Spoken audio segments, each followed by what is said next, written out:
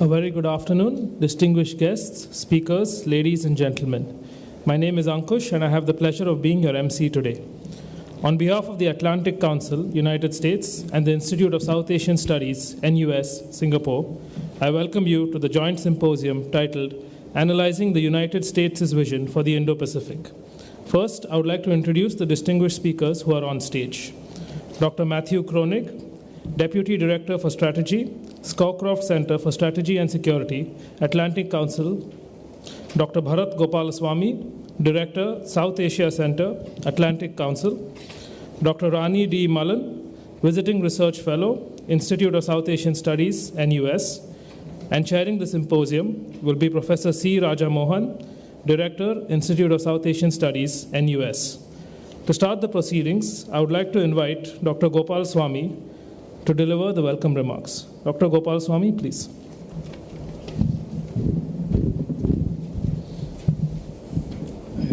Good afternoon. My name is Bharath Gopalaswamy, and I direct the South Asia Center in Washington, D.C. On behalf of my colleagues, our leadership, I'd like to express my profound thanks and gratitude to Professor Raja Mohan and all our colleagues at ISAS, the National University of Singapore, for jointly hosting this event. It is a proud moment for us to be here amongst important global events taking place. And within a few minutes, I'm going to invite my colleague, Matt Kroenig, who is part of the another center in our own institute at the Atlantic Council. And what Matt will do is highlight a few of our, highlight the Atlantic Council by I was talking to one of your colleagues in the audience today, and he said, "What is the Atlantic Council doing in Singapore? You're a NATO people." So, and I'll defer to Matt to explain why we are here, who we are, and what we are out to do, and also take the opportunity for him to give a few welcome remarks. I also recognize Matt is, we are heading into a Thanksgiving break, and his work hours end at 2:45 today. So please give him the courtesy and express your thanks to him as he would kindly excuse himself at 2:45. Matt, the floor is yours. I'll just say something. So thanks, Bharath. I think it's been a great pleasure for us to work with the Atlantic Council. As you can see, Atlantic Council is talking about the Indo-Pacific. Quite clearly, something is changing in the world. And that is actually the notion of Indo-Pacific is here to stay. The debate has also begun in Europe. It's not just in the US. Even Europe is beginning to talk about the Indo-Pacific. One of the things the Americans still have, I mean, you could argue about American decline, relative or otherwise, but the American ability to set terms for the broader strategic debates in the world. President Trump came here last year, used the term Indo-Pacific. While the term has been used before by the Japanese, by the Australians, by the Indians, by the Indonesians, it's really President Trump laying it out as official policy and an official framework for the United States that we see today. All of us are beginning to debate this. I would only say one thing before invite Matt to come and speak. It's really, I think, many people wonder, is this a new idea? It's not really a new idea. I mean, if you go back to the US Pacific Command, which controlled everything from the west coast of the US all the way to Africa, there was a time that has changed a little bit. But more importantly, I think it is the rise of China, the emergence of India, and which is actually forcing a rethinking of geography around us. These two oceans, we came to see them as separate because China and India withdrew from the global economy in the second half of the 20th century, in the beginning of the second half of the 20th century. And therefore, the people who spoke in the name of Asia were largely, it was the Southeast Asians, it was initially the four flying tigers. But once China has come back into the world, when India has come back into the world, the fusing of the space between the two oceans, that has become a reality. And that today you can no longer separate that Africa is different, Middle East, South Asia, Southeast Asia, and the Far East. There was a term that some of our American friends have used before, the long literal, the interdependence between East Asia and the resources of Africa and the Middle East, India's growing interest in the Pacific, China's projection of power into the Indian Ocean. All these are now a matter of reality. So therefore, I think the concept is going to be here. But the key to how this concept will evolve, I mean, it is controversial in some sections. It is accepted by some within ASEAN, not by all in the ASEAN. But I think the concept is here to stay, and the key to where the new geography goes will largely depend on what the Americans and the Chinese do. And I think for us, it is very important to understand how the Americans are thinking about Indo-Pacific, whether this is a passing fancy of one administration, of one president. Is it an enduring concept? A lot of that, we look forward to hearing greater detail from Dr. Kroenig on the U.S., how the U.S. has come to this moment to define a new geography and where it might take this new geography to. Matt, the floor is yours. Well, thank you very much for that introduction, Dr. Mohan. It's really a pleasure for us to be here at the National University of Singapore and Institute for South Asia Studies. As was said, I'm Matthew Kroenig at the Atlantic Council. And I wanted to start off just saying a little bit about the Atlantic Council, because I feel like we have a great story and not enough people know about it. The Atlantic Council was founded in 1961 by Dean Acheson, Dean Rusk, several other veterans of the Truman and Eisenhower administrations who thought that transatlantic relations was important, America's engagement with Europe and the rest of the world was important, and so they set up the Atlantic Council to support the NATO alliance.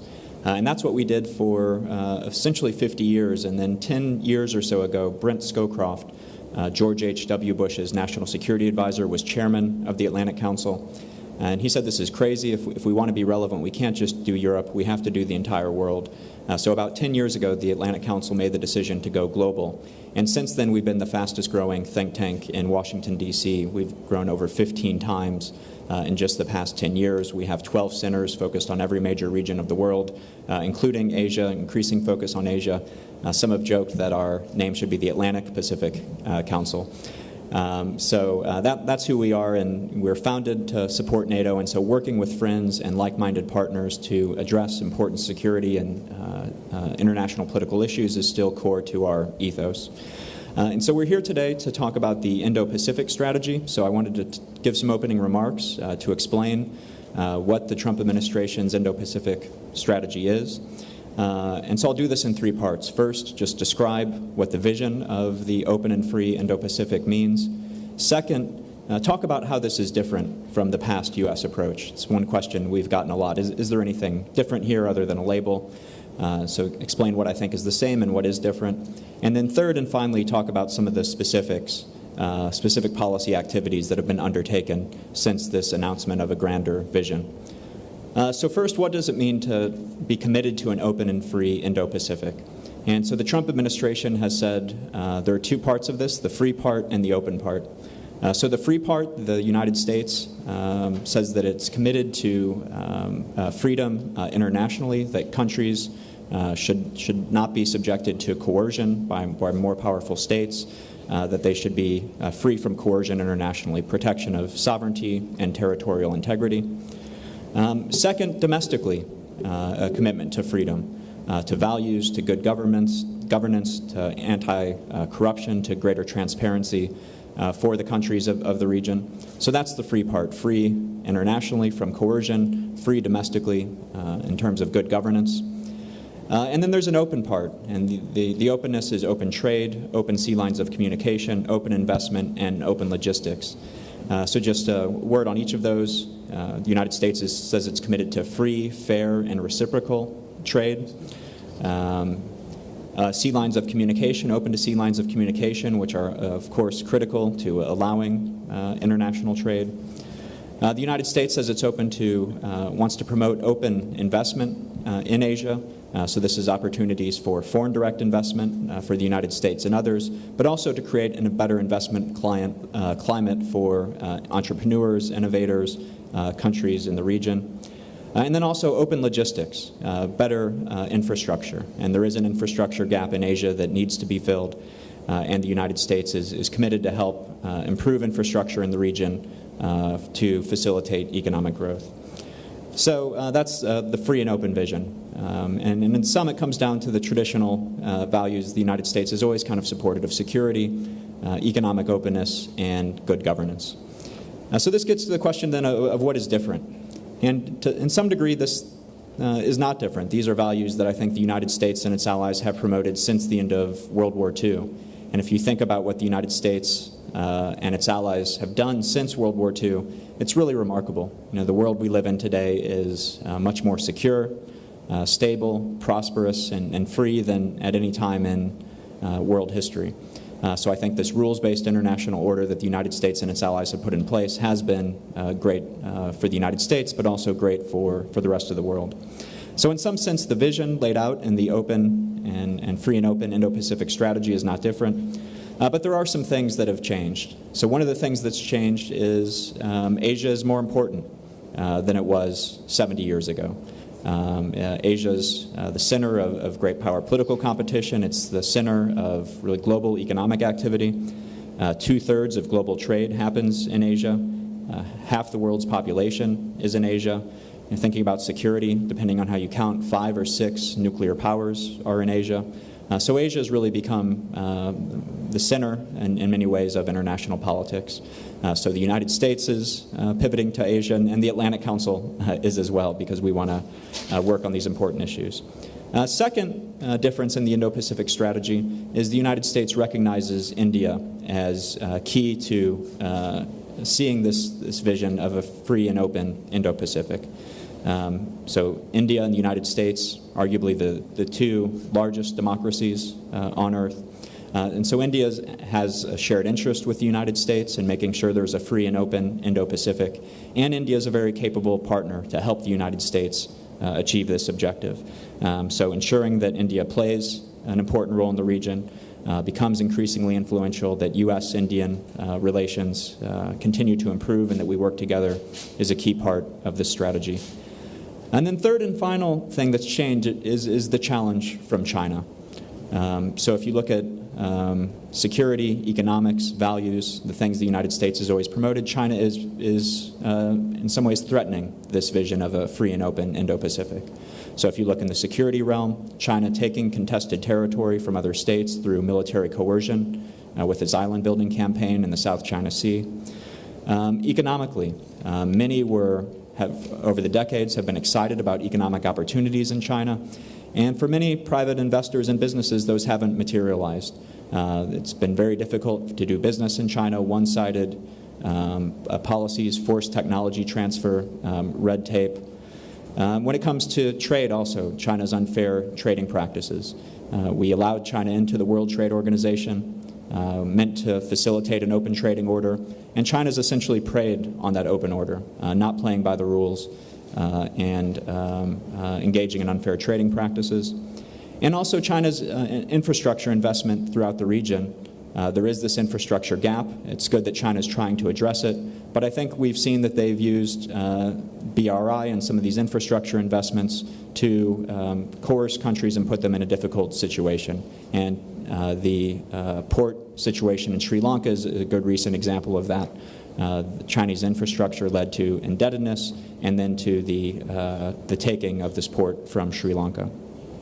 So that's on the economics. And then on the values, China's not committed to the freedom that the United States has traditionally supported, and many examples of this, but maybe most notably recently, are the re-education camps of the Uyghurs in Xinjiang province in China.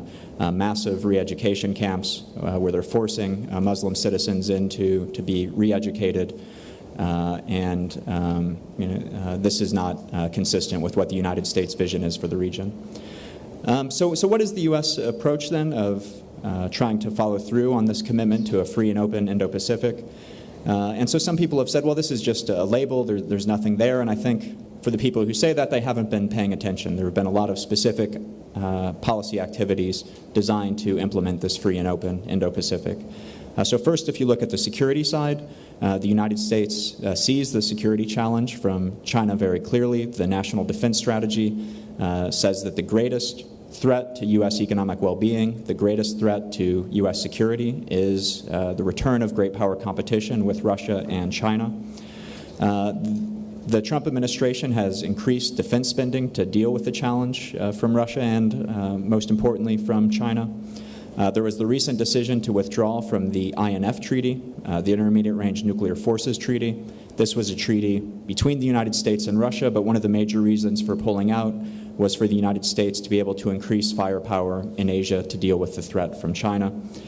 And the United States has conducted freedom of navigation operations in Asia, in the South China Sea, to demonstrate our commitment to international law, to the freedom of navigation and overflight consistent with international law. But the United States realizes in the security realm it can't do this on its own. It needs to rely on its partners in the region. And so the Quad concept has been an important concept that's been energized, greater defense cooperation between the United States, India, Japan, and Australia. Recent trilateral naval exercises with the United States, India, and Japan, one manifestation of this greater intra-Asian security cooperation. We've provided more foreign military financing in the Indo-Pacific this year than in the previous 3 years combined.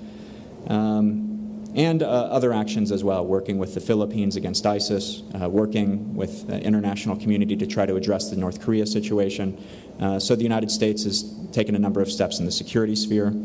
Economically, the United States on trade has renegotiated the Chorus Agreement, is pursuing a bilateral trade agreement with Japan, and we're getting tougher with China.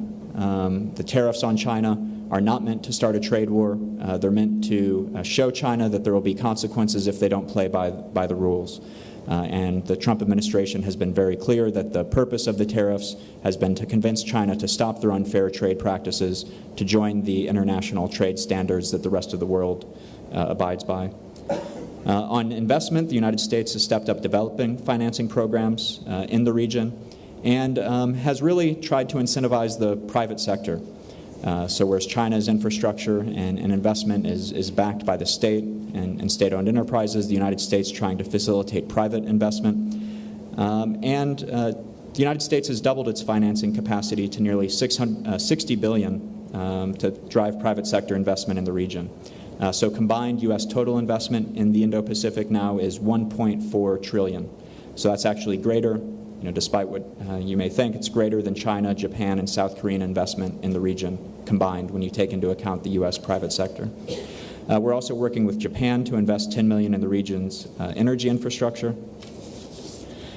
And there's a recent U.S.-ASEAN Smart Cities partnership to strengthen cyber economy of Southeast Asia. So many activities in the economic realm.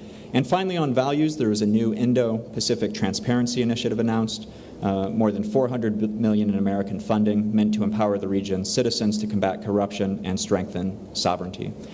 So I think a lot of activity, both in the security, the economic, and in the values space to try to bring about this vision of a free and open Indo-Pacific. Final thing I'll mention is China. What is the U.S. goal with China? What does return of great power competition with China mean? I think many in the region are worried about what this might mean, worried that they might be forced to choose between the United States and China. And I don't think that's the U.S. objective. The United States, I think, very much wants to have a constructive relationship with China, wants China to be a constructive player in the rules-based international order that's been in existence for the past 70 years, and is worried that that China's not going in that direction, is going in the opposite direction. So I think this approach of getting tougher with China is not the goal. The goal is rather to show China that we will resist them where they must, but we very much look for cooperation where it's possible and very much hope that China will come back into line with fair trade practices and other international values. So the United States won't force countries in the region to choose between the United States and China. Friends don't force their friends into difficult decisions like that. We just want China to play by the rules. So I think I'll end my opening remarks there and very much look forward to the discussion. So thank you.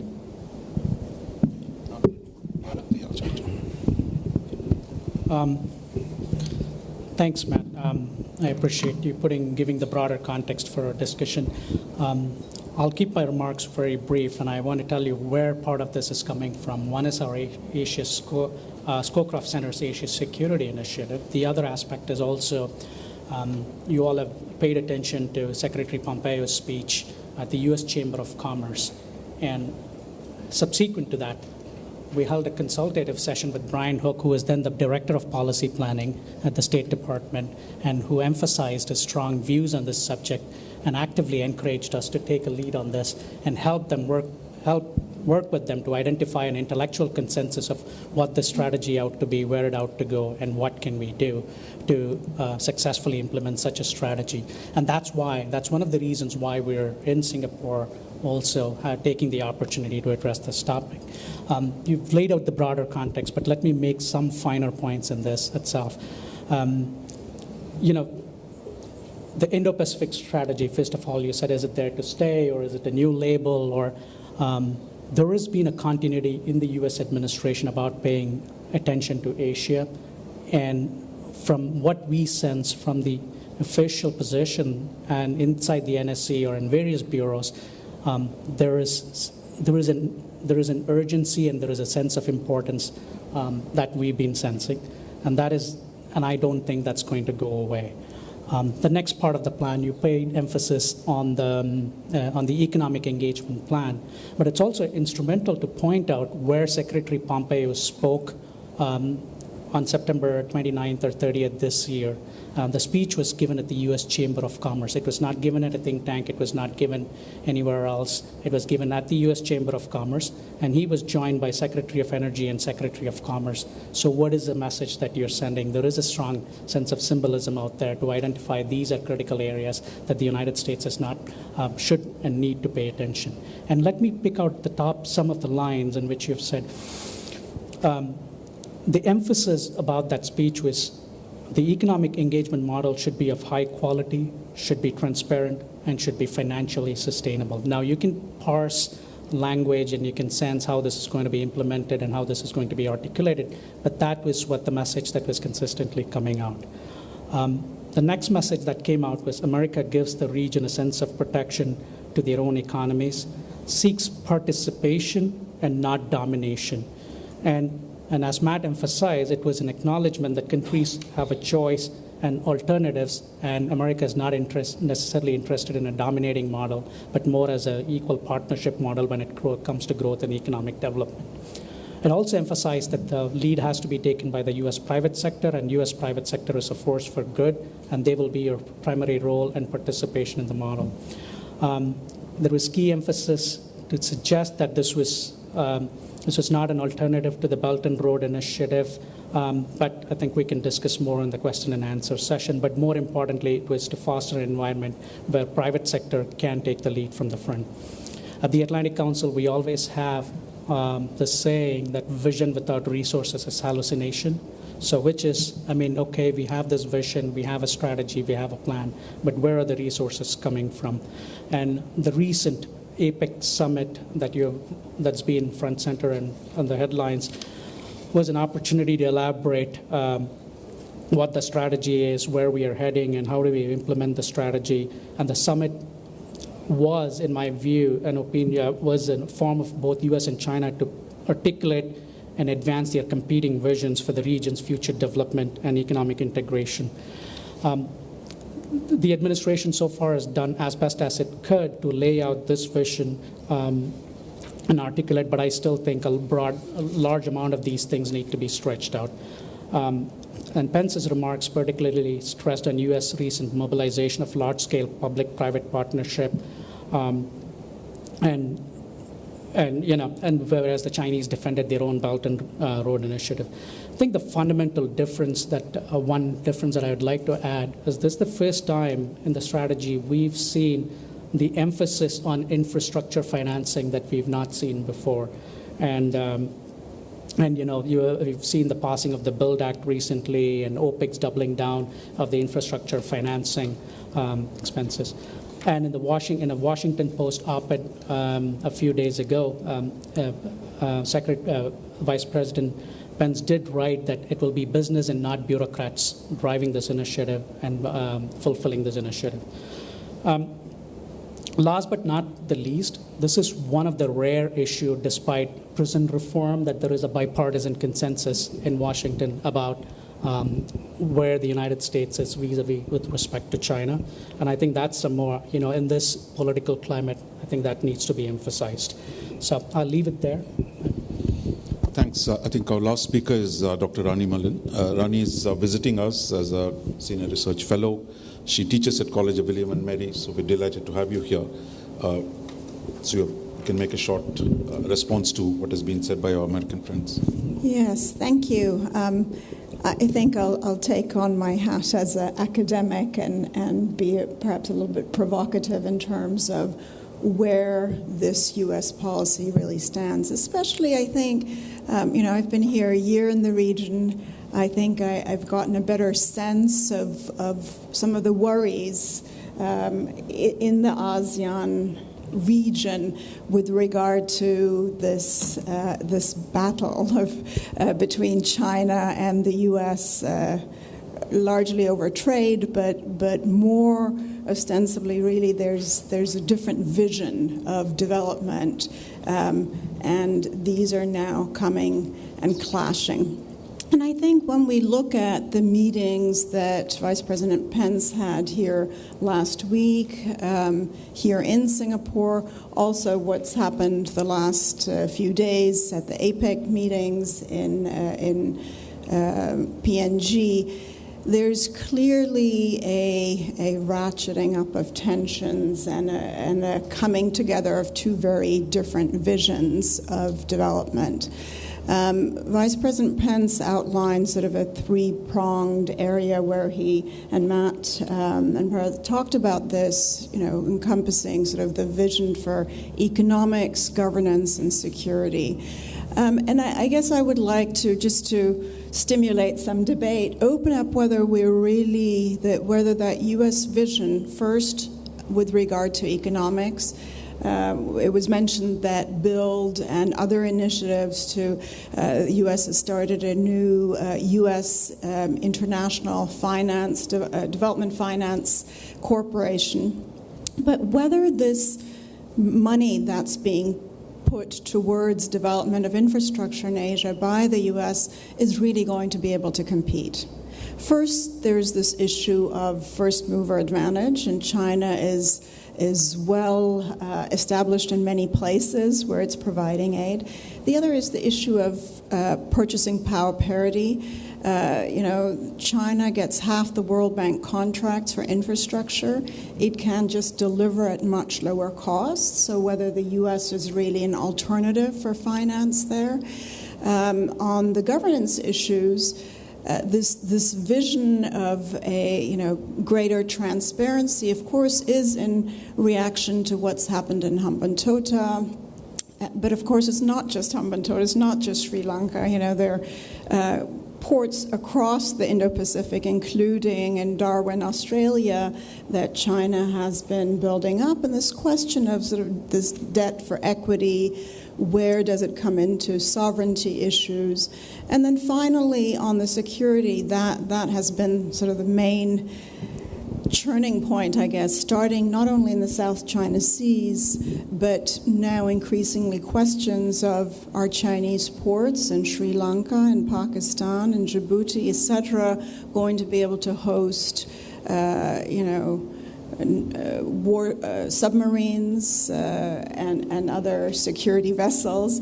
So a larger question of whether this plan and this engagement and this new policy really for re-engagement by the U.S. in the Indo-Pacific is going to be able to meet the challenge. And what I'm hearing and reading in the papers is that a lot of ASEAN countries and others feel caught in the middle, between these two competing visions in a way. So maybe we can talk more about these different visions in the Q&A. Thank you. Matt, I think you can hold your thoughts on whether American promises are sustainable. But since you have to leave soon, I'm going to ask for a few questions. Initially, those directed against, not against, those directed for Matt. Anyone? Yes, sir. Question for Dr. Kroenig, following up on comments made by Dr. Mullin. I'm not entirely clear from your discussion as to what is different today with the current administration. What is different today with the current administration in terms of its efforts to promote the private sector as the engine of growth in Asia? Now, doubling up on OPIC is fine as far as it goes, but of course, the real issue for Asia, particularly for investment by the private sector in Asia, infrastructure, or financing that investment by private commercial banks, especially as you move away from East Asia, is the issue of risk. Risk is the principal issue affecting these institutions, these private institutions. So if you can elaborate a little bit further, please, what precisely is different now? Thank you. Thank you. I'm going to take 2 more questions, and then you can answer them all together. Deepinder, very briefly answer me here. Questions again to Matt. You spoke of the economic dimension, but we are currently in the midst of Make America Great Again phase, which is quite contrary to the spirit that's espoused in openness and investment. Aside from that, how's the model that you've envisaged different from what the Washington consensus states? I mean, and how does it dovetail with the strategic aspect, which is central to the notion of Indo-Pacific? Thanks, Deepinder. Dr. Palit? Let me allude to the economic context again. You mentioned about the specifics which was mentioned on the 30th July statement of the Secretary of State, and I'm alluding to the specific partnerships announced with respect to Mongolia, with respect to India. And from all these, it seems that what the US is essentially articulating is a way of getting preferred market access into industries, which right now in the region are more in the grip of Chinese and other regional powers. And it's also probably a way of balancing the access it has lost out through the TPP.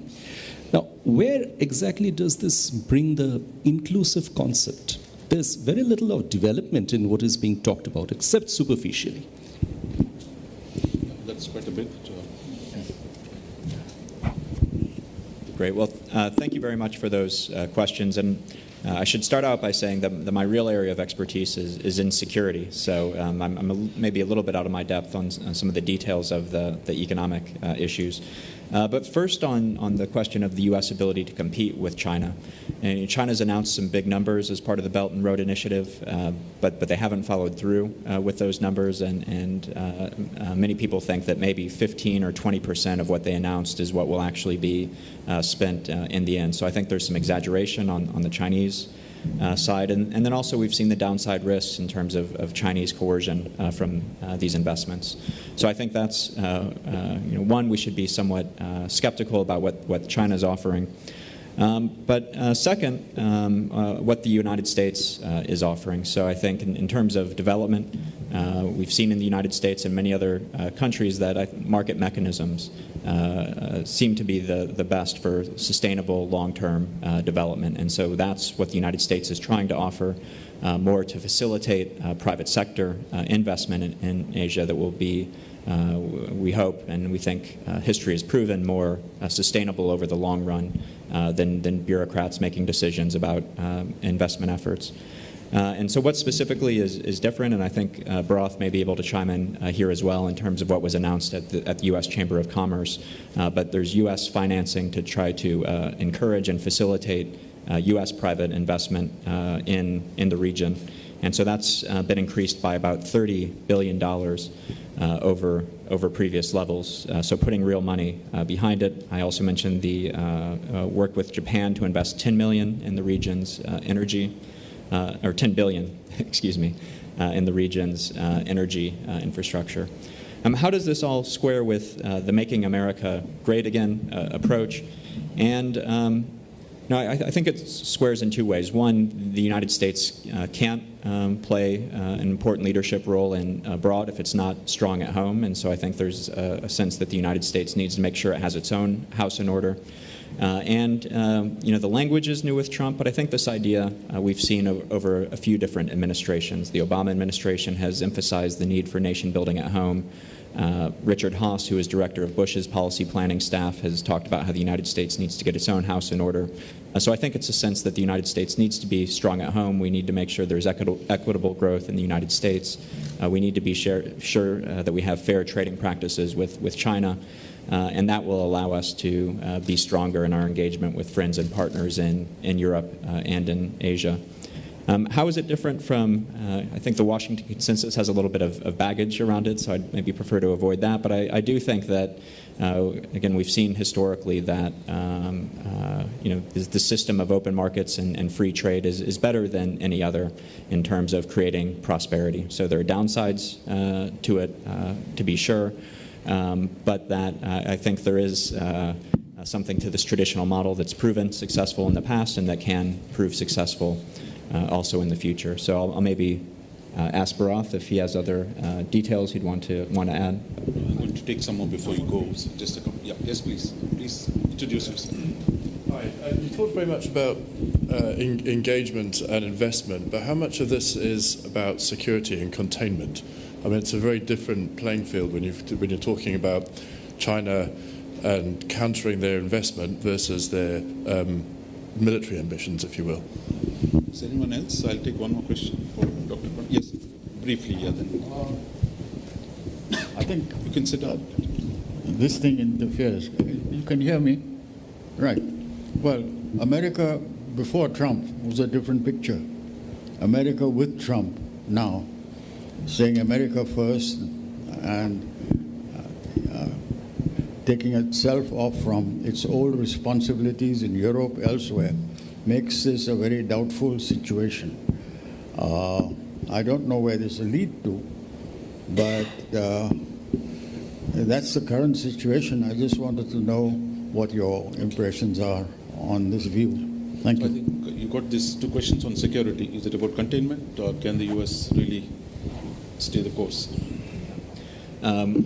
So a few points. So Trump is certainly an unusual politician. He's the first U.S. president who has no experience in either the military or in public office.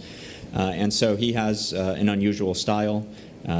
Personally, I'm not crazy about the style, but he's the person who's been elected by the United States in fair elections. So he's unusual, but I think it's important to look at Trump's rhetoric, but also to look at the people working for Trump and the policies of the Trump administration. And I think what stands out to me is that there's much more continuity between what the Trump administration is doing and past administrations than many people might suspect from the rhetoric. So you talked about U.S. responsibilities in Europe, and so Trump has talked about how NATO needs to spend more, about we need to consider our support for the NATO alliance if they're not willing to spend more. I would point out that every U.S. president going back to Eisenhower has complained about NATO defense spending. Secretary of Defense Gates, Obama's Secretary of Defense, in his last major speech went to Europe, and that's how he used his last major speech to say that Europe needs to spend more on defense. Why would Europeans think that Americans should be more committed to protecting their children than they are? But if you actually look at the underlying policy of the Trump administration, I would argue that they've actually done more for European security than any U.S. administration since the Cold War. So the Trump administration, despite the rhetoric, has increased spending for the European Defense Initiative.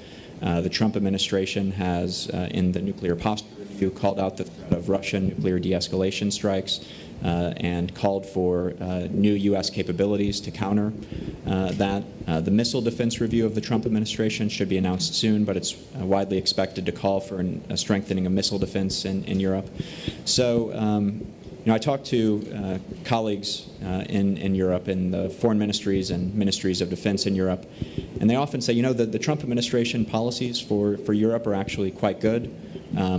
Our politicians don't like Trump, our people don't like Trump, and so that makes cooperation difficult, but actually the underlying policies are good. And so I'd say, similarly with the Indo-Pacific strategy, there may be some skepticism with Trump, but if you look at the people and you look at the underlying ideas, I think these are solid policies. And I'd also emphasize what Bharath said, is that there is a lot of bipartisan consensus on this. You see the reporting about the increasing polarization in the United States and in Washington, and I think that's real. Look at issues like the Iran deal or climate change. There are serious disagreements.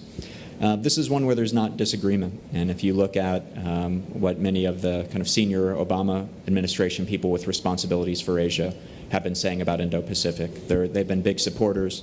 They've said that they support Pence's speech. So I think there is bipartisan support for this. Is this about containment? So the United States has been clear that the goal is not to contain China, that the goal is rather to have a kind of updated rules-based order that works for the modern world, and that we'd very much like China to play along with that. The problem is that they haven't been, especially in the economic sphere, but also in security if you look at what's happened in the South China Sea. So I think the goal is to show China that there are going to be costs if they continue in this path. But of course, if they're willing to play by the rules in terms of international trade, to abide by international law when it comes to how to deal with this contested territory in the South China Sea, that the United States would very much welcome that.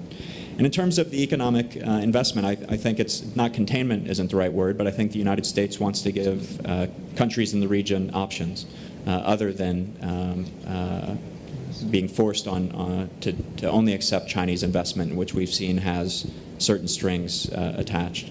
And the United States has economic incentives as well to be engaged in Asia. This is the region, most dynamic economic region in many ways, a lot of potentials for future growth. And so yes, the United States does very much want to be engaged in Asia economically for its own economic interests. So not about containing China, I think a broader set of interests there. Thanks. I think Dr. Kroenig has to leave, so we'll continue the conversation immediately after that. So please join me in thanking Dr. Kroenig, which is...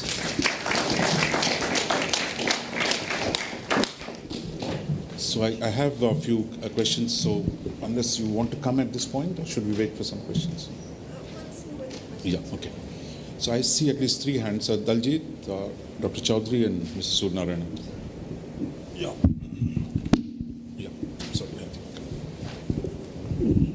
I wanted to ask, how does Southeast Asia fit into the free and open Indo-Pacific? Or it doesn't fit? How important it is to it, or is it unimportant?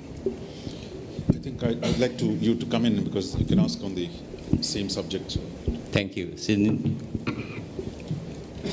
The question is, can this free and open Indo-Pacific be sustainable without India? Suddenly, India may face sanctions if it import missile defense from Russia, and India could not get any exemption from the steel and aluminum tariff. So India is actually in a very different, I would say, difficult position, because historically, India has always been a neutral regional power, but suddenly you are being roped into this very grand strategy. So we'll just take these 2 questions first, and then you want to answer something on India, Southeast Asia? I think I'm going to begin where Matt Kroenig left. And, this administration, for all its flaws and for all its gimmicks that you see on TV, the policy from the United States, we can argue that there has been a lot of continuity. Southeast Asia fits. And Southeast Asia has been fitting in the way that it's always been fitting. But the real question where it is, how far can you implement it, and what is the capacity within the administration that you can implement it? Just as we were talking here, there are a lot of positions still inside the US administration that are vacant. The number of bureaus, there are people who are out there not able to, you don't have people who can answer the phones when you call them to ask for a particular question. Those desk officers are not existent either in the state, nor in the DOD, nor sometimes in the NSC is very much, the capacity in terms of quantity and sometimes quality at some levels is still a huge problem.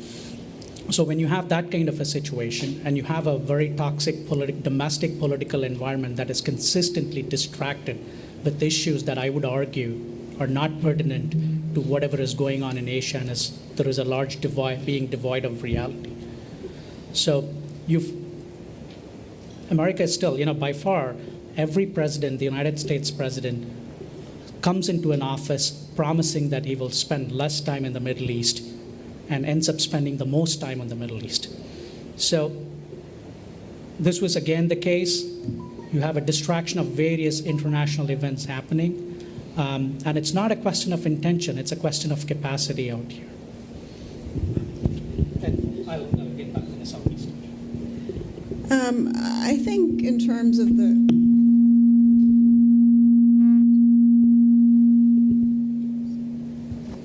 Okay, I think it's okay.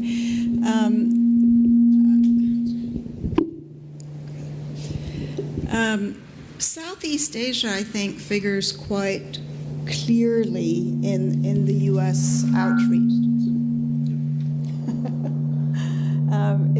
As we have seen over this. They don't like South. Yeah, I don't know.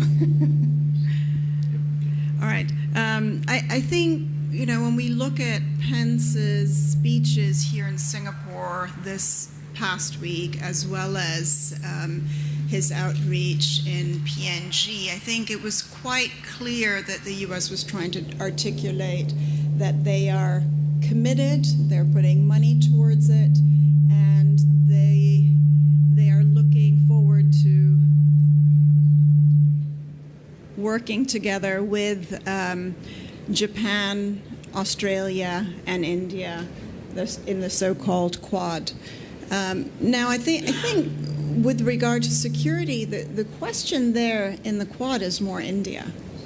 This is what I kept on hearing from last week from several U.S. colleagues was how committed is India? You know, why is India not coming on board? The U.S. is interested in taking it to the next level. So I think there is certainly, once the U.S. pulled out of the TPP, questions in terms of, well, if the U.S. was engaged and committed, where was it? Where was it on the economics? How, you know, the freedom of navigation and the travels through South China Sea have really only picked up in the last 6 to 12 months. And so in the beginning of, I think, the Trump administration, there was probably quite a justifiable question mark there. I think this last week the U.S. has tried to clearly state that they are committed, but it still leaves countries like India. China is India's largest trading partner. India's coming, you know, elections next year in India. Countries like India trying to walk this tightrope, trying to not antagonize others. So I'm wondering, Roger, maybe you have some thoughts on the Quad. Where's India? Because the U.S. seems to be pushing the Quad there. I want to actually, you know, touch on this. We're in 2018, and I want to. You're an expert on this, but I want to broach into your territory a little bit. In 1998, India was a sanctioned country for the United States.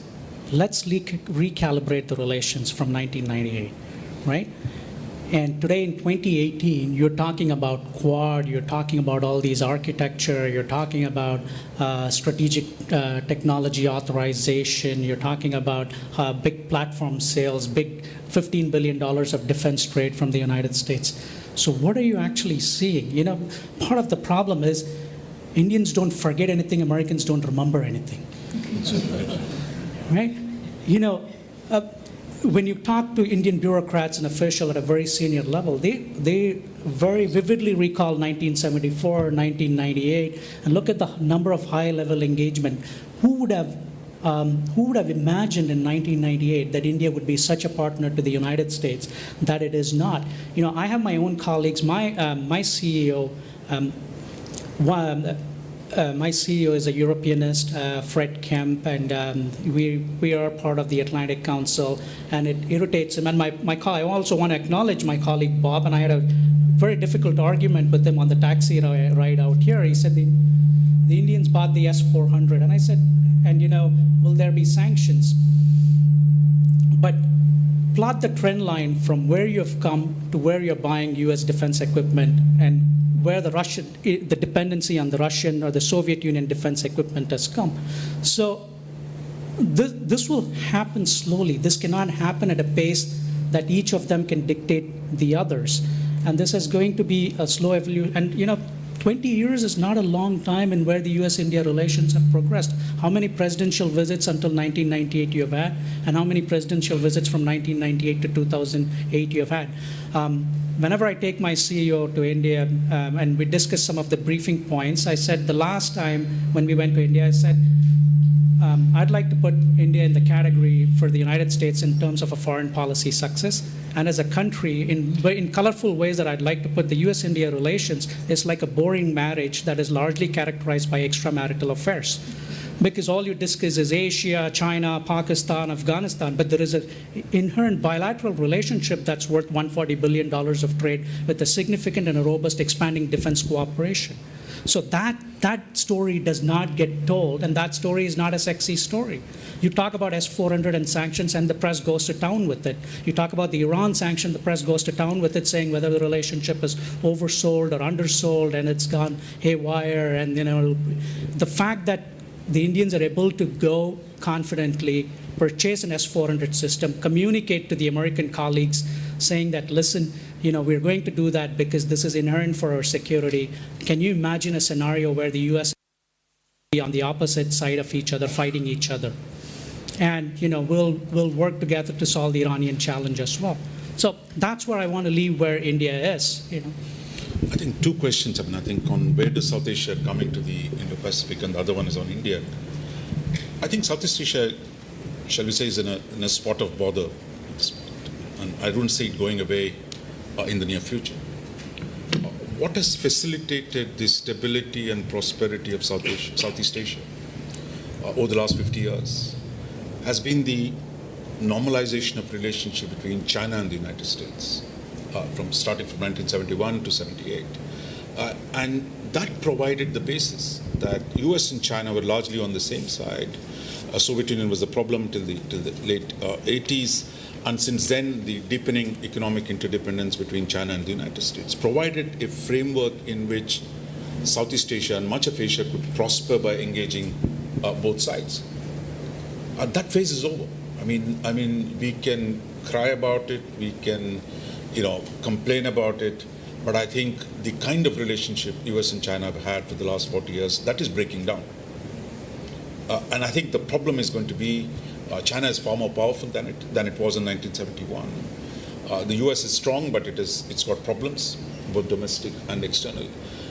How this struggle goes on, I don't think anyone can predict it at this point in time, because no one was willing to bet a year ago this is where the trade war would be, this is where the state of confrontation between US and China will be.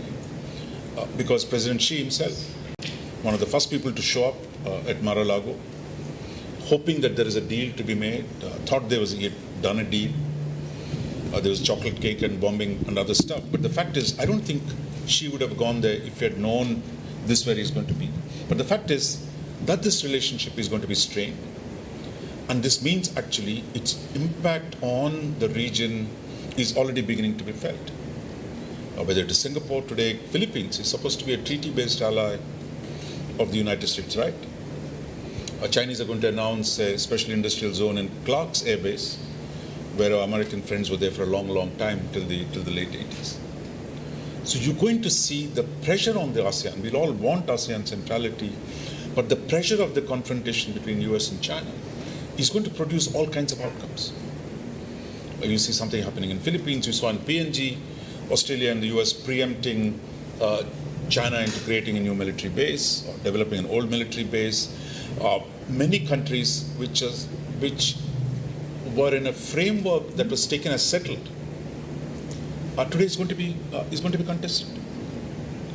So I think all of us in this region, I think we're going to have a serious, not even going to the economic side, purely on the security side, the problems are going to only mount. And I think the Americans have tried to make some adaptation because of the Southeast Asian objections by saying, look, we love ASEAN centrality, our Quad is not directed against. This is what diplomats are paid for, right? They'll say these things. But the fact is, there is a new dynamic, a dynamic that fundamentally alters the situation in this country. If you go to the economic side, the whole consequence of the trade war between US and China, I don't think anyone can predict it at the time.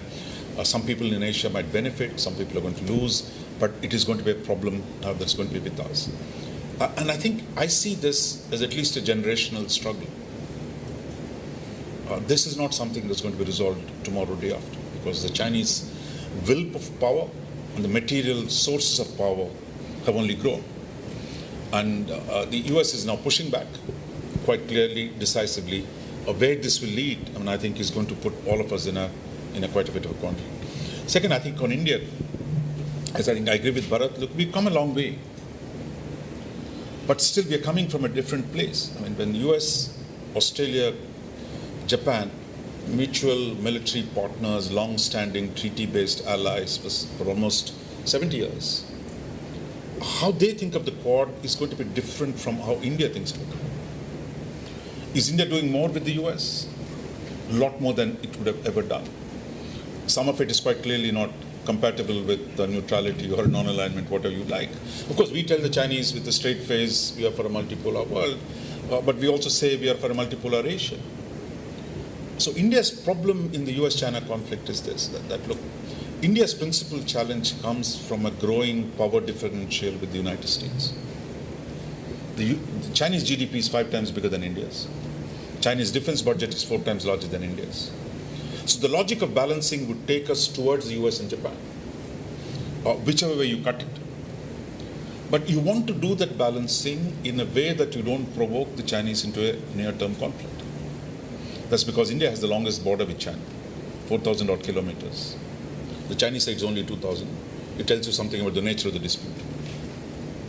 So how do you balance this of having to deal with a Chinese challenge, while at the same time, how do you do the balancing in a manner that you don't precipitate a conflict with a power that is next door? I don't see, when you raise the question about Quad, I mean, I think how India looks at it, I think it's going to be a complicated exercise, but it is a direction. I think we're going to get closer to the US, we're going to get closer to the Australians, closer to the Japanese, but the form and speed, of course, will always be open for contestation, but I think the direction is quite set. But as far as trade is concerned, I don't look. We might have $80 billion trade with the Chinese, but the deficit is $60 billion. The only two entities with which India has a trade surplus, one is US, one is Europe. So if you come to it from the metric of economic relationship, the best relationship India has with US and Europe, that is the West. Indian diaspora thrives in the West. So the Chinese, there is a Chinese problem, there is a Chinese potential, but at this point, India is increasingly, post-91, post-98, is drawing closer to the West. But it is not a question of principle, but it is a question of the terms. What is the terms under which, I don't think India has got fundamentally opposed to alliances. It is the circumstance, it is the terms that define India's nature of alliance relationship. And I think those conditions are fundamentally tilting towards a potential alliance structure. One issue, I think, in this rise of China and Chinese engagement, financial largesse in the region, and the U.S. coming back in, we tend to forget that, from the perspective of some of these smaller countries, the engagement and re-engagement of these countries is a good thing, right? It's because China came and started, funding ports in Sri Lanka that India started looking at ways of re-engaging through foreign aid in Sri Lanka. Similar with Myanmar. Same with the Japanese. Significant funds from the Japanese coming to Southeast Asia, and they've gone up quite a bit. Yes, U.S., Japan, India all have their own agenda with their foreign aid, but from the perspective of Sri Lanka or Myanmar, Cambodia or Vietnam, more infrastructure funding is what they need, and all these countries coming in is a good thing. So, the glass is also half full on this issue. So competition is always good. It's a good thing. Dr. Chaudhary? This is something that we started discussing with Matthew Kroenig yesterday, but might as well pick your brains on it. This is a political question. If there is a sustained disengagement of the United States from the rest of the world, broadly, what would be the impact, if any, on the American domestic federal structure. In other words, America does best as a union when it relates to the world as a single actor. But if there is a disengagement, is there a chance of a political balkanization? I don't mean in terms of sovereignty, but a political balkanization in relationship among the American states with the federal structure. America as a federation. California, will it secede? Texas not that far, but will America function differently domestically? I might be really out of my depth here to answer this question, and I don't want to be in the business of prediction because that's the easiest way to lose my credibility. But that said, I think we're in for interesting times. We've never seen the United States, as you've described, so polarized by a very sharp domestic agenda and an America First agenda. And Trump was the first president to feel the pulse and run on this bandwagon to say that there is a large amount of American people have been left out of this whole globalization race that the policymakers in Washington have successfully promoted. And you're going to have these kind of differences, and you see those manifestations in the domestic, that agenda being played in the recent midterms, the 2016 election, and you're going to see these kinds of races that are going to increasingly play a prominent, like every foreign policy is a domestic policy at the end of the day. Where are the first caucuses? The Iowa is the first caucuses being held. Why? Because soy production, agriculture, the American farmers matter the most. So you're going to have that kind of a fracture. And when now the Democrats control the House, so you're going to have further fracture in terms of any legislative action that might affect any of these policies. The trend of blue coastal states, or so the Democrats winning in California and up, as well as the East Coast with a red heartland. I know the colors actually don't make sense historically, right? But red being sort of the GOP, the Republican Party, winning largely in the central part of the U.S. That has been a trend that preceded Trump, right? So I don't think that this is new in terms of more liberal politics on the coastal sides of the United States and more sort of social and economic conservatism in the central part. But at the same time, I do think what's different about Trump is that he's tapped into this protectionist economic policy, which is actually historically part of the Democratic platform, not the Republicans, who tend to be the free marketeers, right? So that has changed things. But I think, as both Matt and Bharath mentioned, it's unlikely, even in the next presidential elections, should a Democratic president come to power, unlikely that the policy towards China is likely to change much, because that, in fact, has bipartisan support in the United States amongst Democrats and the GOP Republicans. Yeah, this was actually a question meant for Dr. Matthew, but I could as well toss it up now. Dr. Matthew said that the new Indo-Pacific vision is all about new updated rules-based order rather than containment of China. But as you know, China accuses the US of being hegemonic protectionist state. So how do you really see this tension playing out in the context of Indo-Pacific vision? Thank you. I think Matt did elaborate in terms of saying, we've tried to China. What has China essentially done?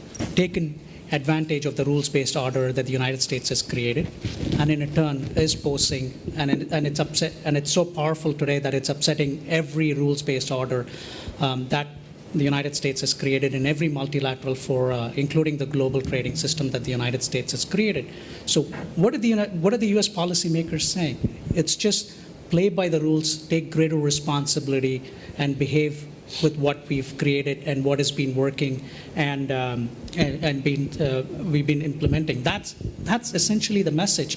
And the disappointment is that that model has not worked.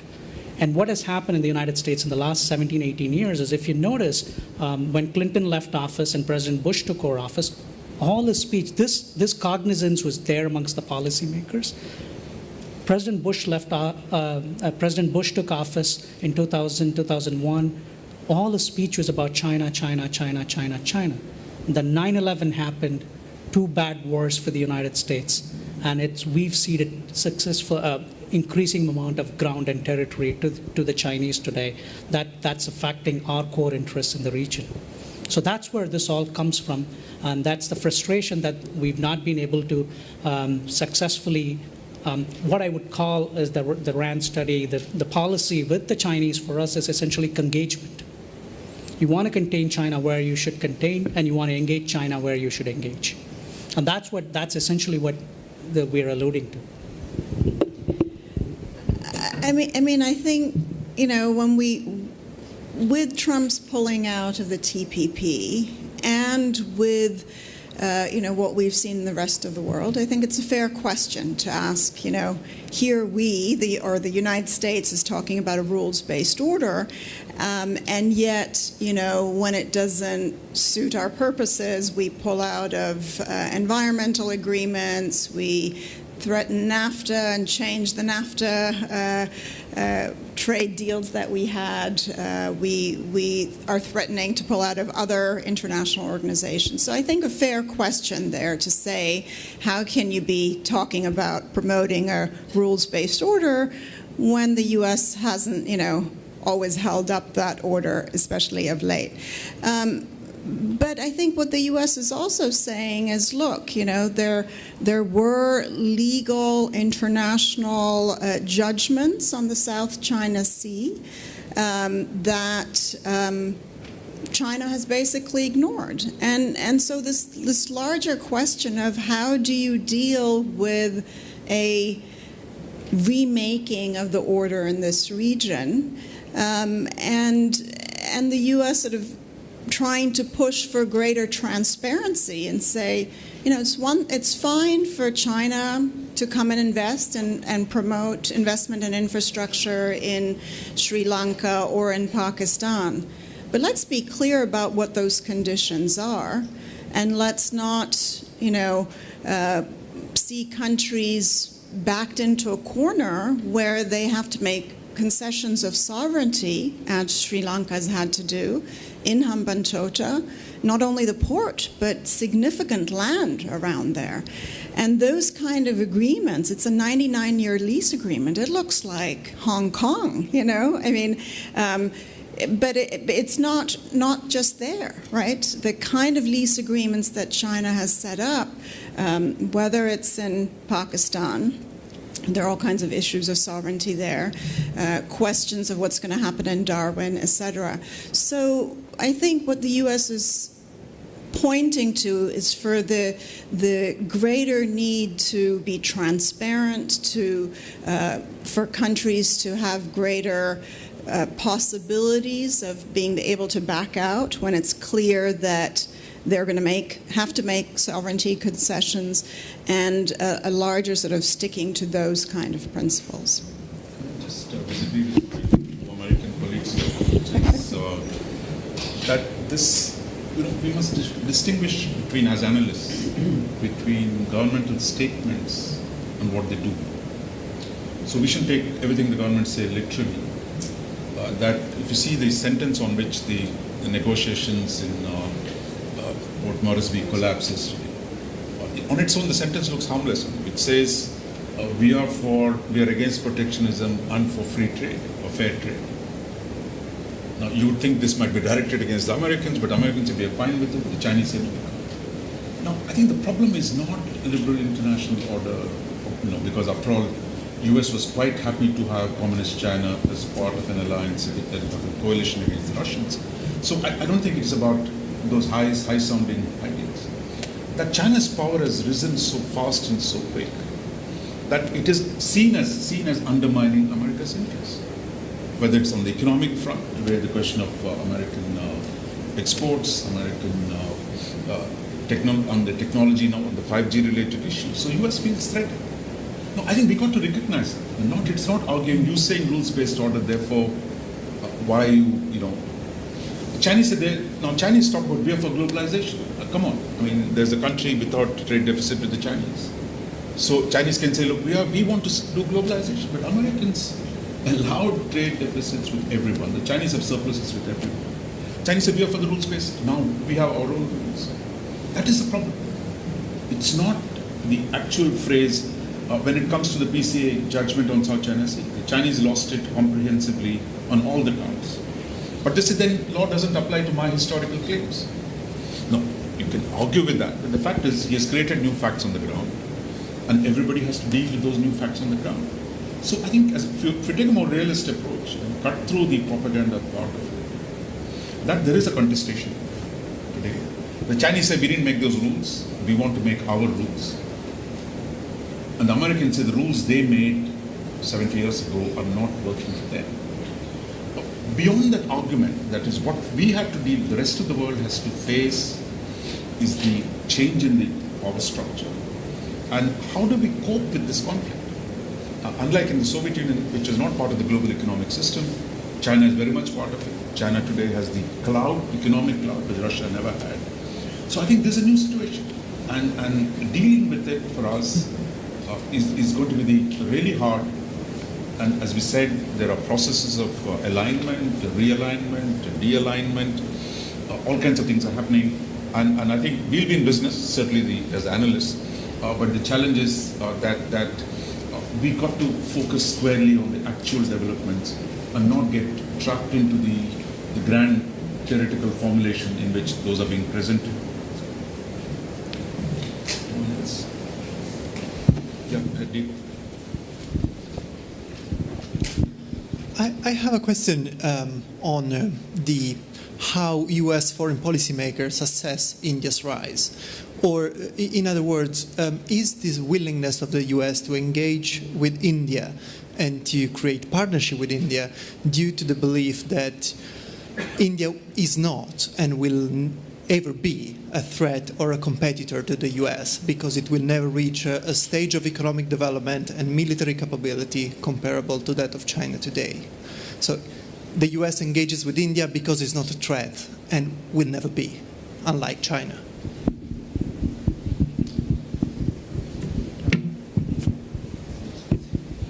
How the United States foreign policymakers engage with India, and your assumption is they engage with India because it's not a threat or will never be commensurate to the United States' ambitions or target setting? It's not an assumption, it's a question. If this is something that the U.S. foreign policy takes into consideration. I mean, it depends on who the U.S. foreign policy makers are, to begin with, number one. But if you largely take the bureaucracy, say the state, DOD, the epistemic community, the National Security Council,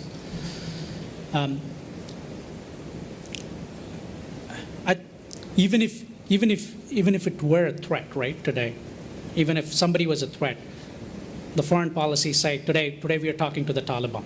So the Taliban directly undermines United States interests. I'm not making any comparisons between India and the Taliban for whatever reasons. That's not my point. But I think policymakers and foreign policy analysts and the establishments, the United States foreign policy sometimes is fairly pragmatic and real, and reality dictates, the reality and the situation dictates. They see India as a free market, it's a democracy, India has a huge economic potential, its contribution to security. So these are what drives you. And even if you are, even if you are considered a threat with the new president, we even spoke to North Korea 6 months ago out here. So I think it's more a pragmatism question than it's based on all these ideals and principles and everywhere. At times we made friends with the United States, made friends with dictators around the world, including while they were promoting democracy and stability. So it's a more pragmatic assessment of what your objectives and goals are, and that's where you're going to go at it from. You know, I would actually say the US and India are natural allies given their common ideology in terms of democracy. And so maybe the aberration was, you know, the times when they weren't engaged and close during the Cold War years. And really, they have much in common in terms of, you know, obviously different levels of development, but in terms of their alliances, in terms of their interests, in terms of increasingly, you know, free market. But I think the you know, deep sort of adherence to India, the world's you know, largest democracy, US the oldest, I think there is a natural alliance. And of course, the US has many alliances with countries that are, you know, economically they are perhaps in competition with, not to mention sort of the European Union as a bloc or Japan. That doesn't mean that they don't have close alliances with these countries. So I don't think that, you know, where India is on the rise is seen as a calculation. In fact, you know,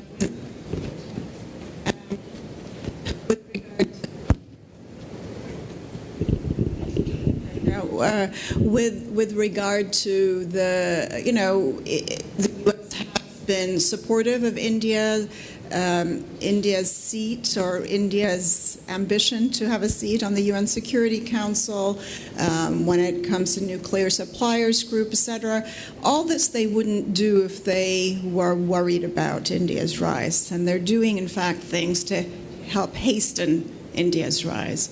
So I don't think it's a large part, at least, of a calculation. I'd say there's no such thing as never. So I think you shouldn't get into that. Today India is not a threat to most countries, but it's certainly not to the US. But is that going to be a permanent feature? You could argue that, but I don't think that is the question. The question, we take the US-China relationship. Between 49 and 79, US did not even recognize legally the existence of this People's Republic of China. 50-53 Korean War, thousands of Americans and Chinese died. Mao Zedong's own son died in the war with the Americans. But 18 years later, Mao Zedong was sitting down with Nixon and Kissinger and saying, it's fine, let's do a deal, Russia is the problem, so let's contain Russia. So circumstances. China was not a great power at that point in time, but by breaking China from the Soviet Union, or exploiting the Sino-Soviet differences, the US created a new framework in which it could prevail. You could argue similarly today, US and India find a common interest in balancing China. But how you operationalize it, how you take it forward is still going to be a problem, as some of the questions raised. So I wouldn't get into this, that today the US faces a threat from China. But it's going to find it very hard. Forget India is the last of the problems. How do you convince, say, Singapore? How do you convince Duterte's Philippines? How do you saw the former Chancellor of Germany, what did he say the other day? Chinese businessmen better than the American hordes or something. I mean, this is the German Chancellor from the purest of the West saying it.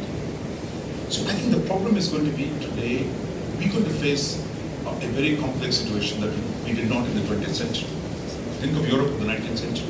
Shifting alignments, rapidly evolving power distribution. These are going to produce conditions under which, as I said, there's going to be new alignments, there's going to be some de-alignments. Korean Peninsula. In October 2017, Tillerson comes to Delhi and says, shut down your embassy in Pyongyang. Barely 4 months later, now he talks about Chairman Kim. From being the rogue king, he's now Chairman Kim, in which President Trump is in love with. That is the speed at which you see changes are taking place. So I think we got to be intellectually prepared to deal with this consequence of these two gigantic powers today getting at each other's throats. We're just at the beginning of that phase, and the consequence of it to all those in Asia. and even those in Europe, is going to be very, very significant. And I think we're all going to be tested in our skills and ability to cope with this problem. And I don't see a single coherent response emerging in Asia or in Europe. Italy, I believe, where you come from, has an interesting relationship with Soviet and Russia these days, the current government. Poland is supposed to be part of the West, but they dislike Brussels as much as they dislike Moscow and Berlin. So you have actually many traditional lines of conflict that are coming in. While at the same time, you see the rise of new power in Asia, where trains are running from east coast of China to the Baltics, to the Mediterranean, to the Atlantic. You have actually massive penetration of Chinese influence into Eastern Europe. So we are in a new world. I would say in some ways more like the old world of the 19th century Europe, but with a scale that is dramatically bigger. So dealing with this is going to be intellectually, I think we've got to keep an open mind and be fresh rather than simply taking the analogies of the 20th century framework of the Cold War. That's one more question. Just a minute. So this is a hypothetical question. If I may, since all three of you panelists are IR experts, let's say I've just come out of a class in international economics, my first class, and I've learned that Australia's growth over the last 3 decades has depended very much on China's rise, the export of commodities and the improved terms of trade. Likewise for Japan, I mean, Mr. Shinzo Abe was very happy with in Beijing, and there's agreement on better trade facilitation. Likewise for India. The US and China are almost Siamese twins in the financial sense. There's $2 trillion of US Treasury securities being held. And if anything happens, it's almost mutually assured destruction. So given these close interdependencies in the economic domain, we now, if I were to move into an IR, class 1, IR 101, how do you explain, how would you start rationalizing what's transpiring and the need for a quote? And where does that lead to? And is there any historical precedent?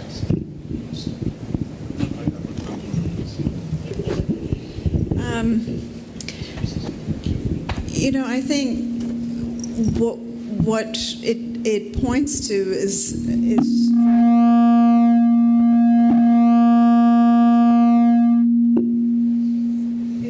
for a need to rethink IR theory.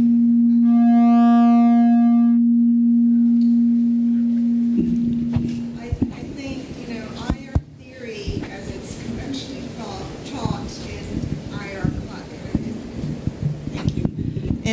in classrooms, at least in the U.S., it's largely a framework based on the Cold War, right? That you have two antagonistic blocks, and it's all about balancing. I think we have to start rethinking our entire framework. It's a much more complex world, and it's not only U.S.-China, right? Yesterday we had discussions that included a Russian at a workshop, and the Russians are definitely also still a power, maybe not so much in this region, but certainly at the global sphere. So to think in a world where we have, rather than just two blocks, really multiple poles, some in the ascent, some decreasing perhaps, and this question of how one balances or new frameworks that we need to have there, to new terminology really, to see how India is going to continue its trading relationship and amicable relationship with China at the same time that it has a trade dispute, at the same time that's engaging with the U.S., one of its close partnerships. The world today is much more complex than the IR tools that we got that really came out of the Cold War framework. Yeah, it's just, I think he summarized it in some sense. The good news is I'm neither an international relations theorist nor an economist. I'm an engineer. So we just try to fix things and by trying to do so, we break them often. So, but all that said and done, I think you're going to look at all these things, saying you're going to see marriages of convenience where and when possible, and marriages, divorces where and when possible. So you're going to trade with when there is a shared interest and a shared objective, you're going to get into those kinds of things. And when you have shared threats, you're going to get into those kinds of alliances too. And that's where Raja summed it up, saying that these are going to be, you're going to see new sorts of issues emerging, and for that to manage, new sorts of alliances also emerging to solve those problems. And I think even in the First World War, the economic interdependence didn't mean that people will go to fight with each other. They actually ended up fighting with each other. I would broadly agree with that. I think the assumption everybody made that given the interdependence between China and the United States, what is it called, chimeric, whatever, all kinds of phrases we heard. Even Kissinger talked about co-evolution, and Brzezinski talked about a co-management of Asia. In spite of all that, something has happened in the US domestic politics, which produced a US president, both for economic and political reasons. He uses the word decoupling. I don't know if it's possible that US must decouple from China. Or the Peter Navarro was speaking 2 days ago telling the Wall Street butt out of the argument with the Chinese. That I hope that the Goldman Sachs faction would prevail over Trump and get them back together again, back to business as usual. That's not worked. So to the extent that the economic interdependence does not automatically prevent political conflict. Now the problem is when the two big boys fight, yes, Australia as an ally of the United States has massive economic interdependence with the Chinese. But suddenly you're seeing the Australians are fighting back against the Chinese political interference in their domestic system. They're passing a new law on foreign contributions. They're targeting different groups today which were taken for granted that the Chinese influence was not a bad thing, to one where they're fighting back. So Japan has a massive $300 billion trade with the Chinese. Would that mean they will simply accept the Chinese positions on South China Sea or East China Sea? No. So I think I don't think there's a clear judgment at this point of the time how the rise of China and the existing interdependence are going to relate to each other and how that's going to play out. Second, I don't think the problem, the problem I think is more with the political science stuff, and I'm going to offend a lot of my political science colleagues, that it's political, okay. I think the political science which framed as if, it is only a question of, in the Cold War terms. But there's always history, and if you look back at history, the First World War, the Anglo-German relationship. In fact, there are even ruling dynasties who were married for quite some time, and that you thought that might even save Europe from a war. But that didn't stop. So I think if you take a longer view of international relations, as I would say, let's take another theory of power distribution changes, there is going to be conflict. Probably that's what is being played out. So I would say, again, when I'll just conclude with this thought, we must keep an open mind. We must look back at history to see potential outcomes. And the certainties of the last few years about US-China relationship, both political and economic, has been broken. And from what we've heard from our American friends, the domestic politics in the US most probably will keep this relationship a contested one. The Democrats were the ones who opposed the TPP in the first place. The point where we said about China, there was a rarest point where there was bipartisan consensus, and trade was a bad word for both the candidates as well. So there was bipartisan consensus there too. So I think we are in a new phase, and I think we can reflect on the history. But I think the most important thing is we should keep our eyes open and minds open as we begin to come to terms with this China-US conflict and what it means for US, for India, for ASEAN, and for much of Asia, and even today, increasingly Europe, which is going to be drawn in. But what has changed, and I think what is likely to change, is the nature of the geography around us. The rise of China is integrating Indian and the Pacific Oceans. Europe and Asia are going to be part of a single integrated Eurasian system. So these are some of the changes that are taking place. But how specifically the major power relationships within this work themselves out, whether we can construct a new set of economic principles whatever you call it, liberal or otherwise, can we construct that? These are going to be issues, and there again, there's still a possibility they'll come to some kind of terms, but at this point it looks pretty unlikely. So I want to stop here, unless you want to add something. We would bring this to a close, and I'll ask Ankush to say a few words at the end. I'm going to just ask Bharath to say. I don't know. Thank you, Professor Mohan, and our distinguished panelists. Ladies and gentlemen, with that, we have come to the end of the Atlantic Council ISAS Roundtable. Some tea and refreshments will be served in the foyer outside. We would like to thank you for your support, and we look forward to seeing you at future ISAS events. Have a good day.